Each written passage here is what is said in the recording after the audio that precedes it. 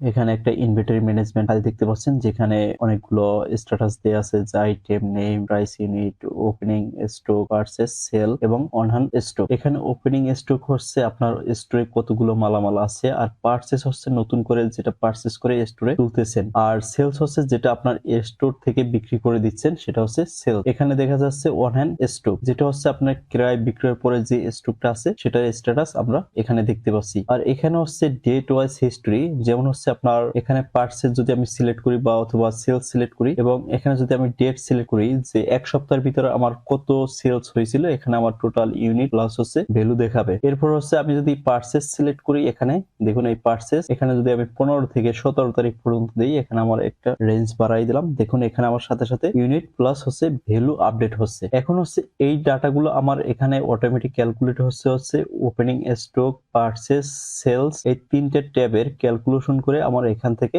On hand status দেখাচ্ছে। এটার আমি টিউটোরিয়াল আগামী সপ্তাহে করব, এর সপ্তাহে করতে পারতেছি না, কারণ হচ্ছে এটা তৈরি করতে অনেকটা সময় লেগেছে, তো অনেক ক্যালকুলেশন আছে, অনেক ফর্মুলা আছে, যার কারণে আমি এই সপ্তাহে করতে পারতেছি না। তো যাদের দরকার কমেন্ট করে জানাতে পারেন, এই ভিডিওটার অপেক্ষায় থাকবেন এবং হচ্ছে ফলো দিয়ে রাখতে পারেন এই ভিডিওটা পাওয়ার জন্য। যদি ফলো দিয়ে রাখেন তাহলে দেখা যাচ্ছে এই ভিডিওটার আপডেটটা আপনি পাবেন। তো সাথে থাকার জন্য ধন্যবাদ। সবাই এই টিউটোরিয়ালটার অপেক্ষা করবেন, ইনশাআল্লাহ আগামী সপ্তাহে আমি এই টিউটোরিয়ালটা আপনাদের সাথে শেয়ার করবো। এই পর্যন্তই, আল্লাহ হাফেজ।